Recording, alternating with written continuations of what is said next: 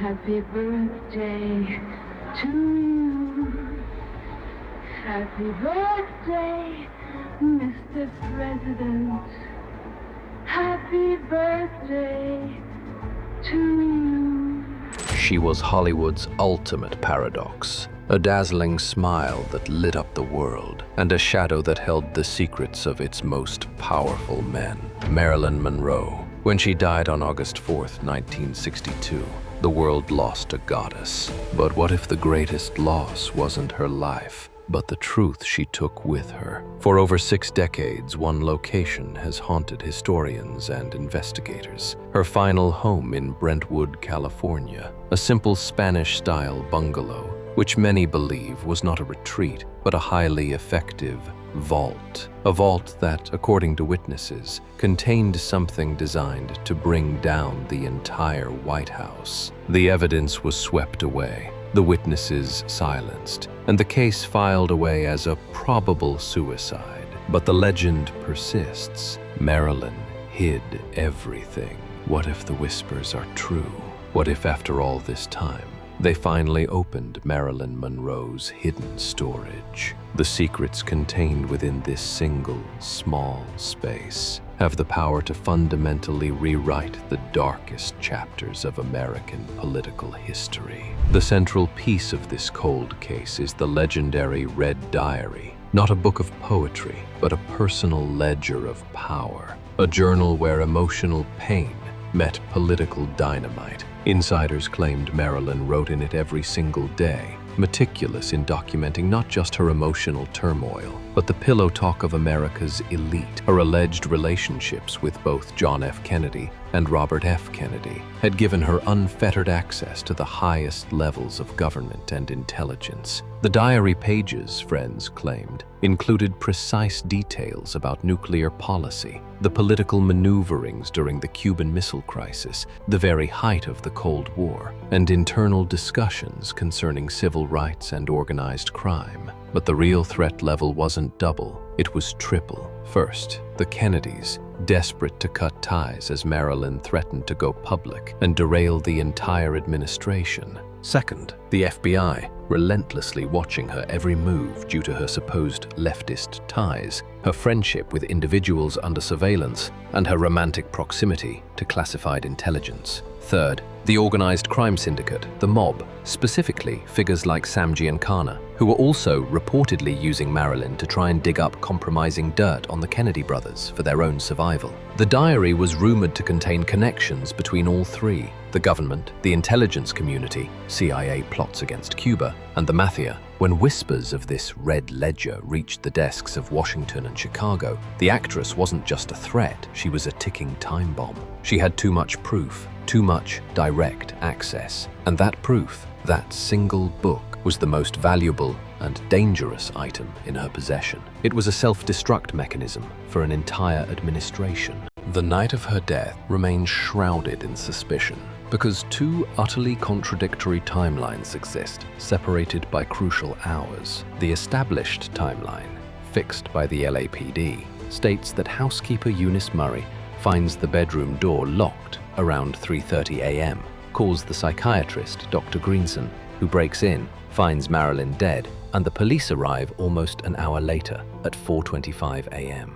The contradictory timeline, compiled from witness testimony and leaked police documents, suggests Marilyn's medical crisis began hours earlier, perhaps around 10:30 p.m., when Lawford made frantic phone calls. An ambulance was allegedly called for a comatose Marilyn, who either died en route to a private facility or at a nearby hospital. The body was then secretly returned to the house. Why this elaborate staging?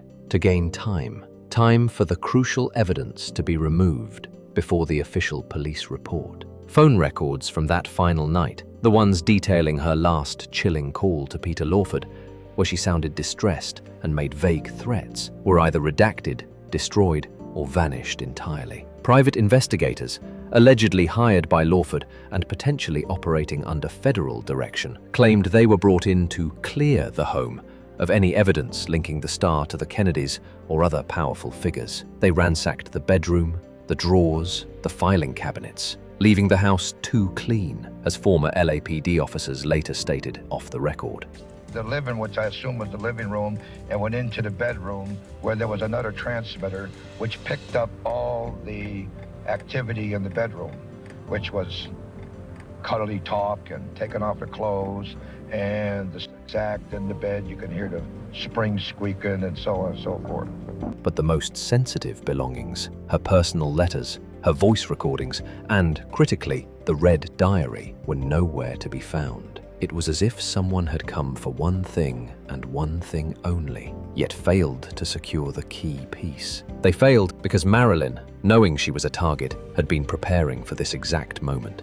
She had entries in there regarding Bobby told me that he was going to have, Castro murdered. And the entries, most of them begin with Bobby told me. She was preparing to hide the evidence that would ultimately serve as her vengeance. Marilyn's Brentwood home, her first and only real property, was supposed to be her sanctuary, a place of quiet stability. She named it Cursum Perficio, my journey ends here, a phrase that is tragically and terrifyingly prophetic. She personally sourced Mexican tiles and furniture, pouring her money and hope into creating a life of domestic bliss. But that dream was shattered by her profound paranoia. She didn't just feel she was being watched, listened to, and tracked. She was. This existential threat forced her to abandon her dream and turn her home into a fortress for secrets. Investigators noted several structural and architectural oddities that did not align with the original builder's blueprints. One theory highlighted a strange, sealed vent in a main room that some believe once held reel-to-reel audio recordings of her conversations with powerful figures. Another persistent rumor focused on the rear bedroom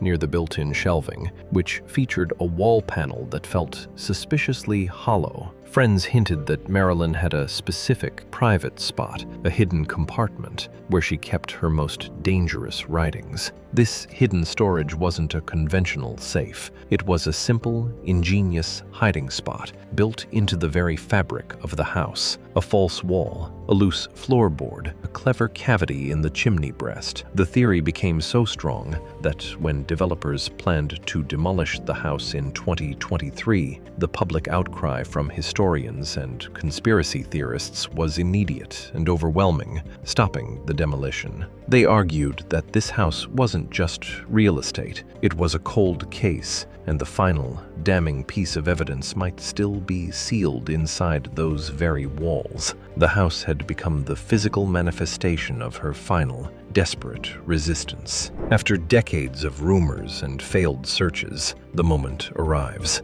A specialist, armed with original blueprints and a thermal scanner, targets the one area of the house that doesn't make sense, a small, hollow space tucked behind a built-in cabinet in the rear bedroom. The wall material is thinner there. The drill enters the wall. The crowbar goes in. The drywall splinters. The dust settles. The hidden storage, the sanctuary of secrets, the vault Marilyn built, is finally opened. And what was inside? Not gold, not jewels, but a tightly sealed, canvas-wrapped bundle protected by plastic sheeting. As the canvas is peeled back, the beam of a flashlight falls upon a worn, leather-bound book. The Red Diary. The diary that confirms everything. The first page reveals a date, July 1962, just weeks before her death. The entries are devastating. Direct documentation detailing the final, frantic calls she made, threatening to expose the Kennedy brothers if they didn't cease their manipulation and discard her. Cryptic entries listing the names of those she suspected or knew were tapping her phone, explicitly confirming the FBI and mob surveillance of her home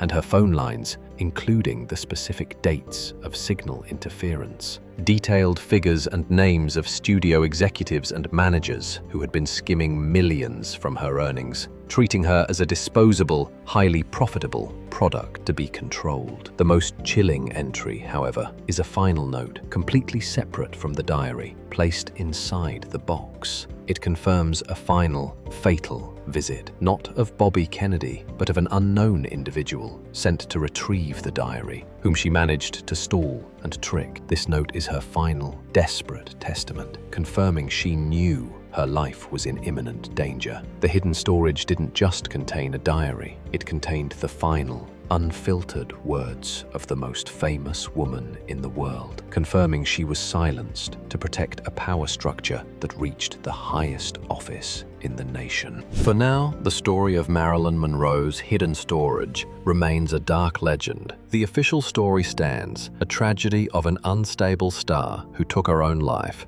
But the missing evidence, the erased phone logs, the structurally inconsistent architecture, and the lingering whispers of a secret room prove that the case is far from closed. The truth, like the diary itself, is still out there, locked away. She was once quoted saying, "If I ever tell everything I know, it'll be the end of the world." The question isn't if she wrote the truth down, but where the final damning evidence rests today. Did federal agents seize it immediately? Was it destroyed in a high-security incinerator to protect a presidency? Or is it still sealed behind a false wall in Brentwood, waiting for a new set of eyes and a more dedicated search team to finally expose the truth? Tell us what you believe happened to the Red Diary in the comments below. Was it suicide, or was it a cover-up fueled by the highest levels of power? Like this video, subscribe to the channel, and keep searching for the truth.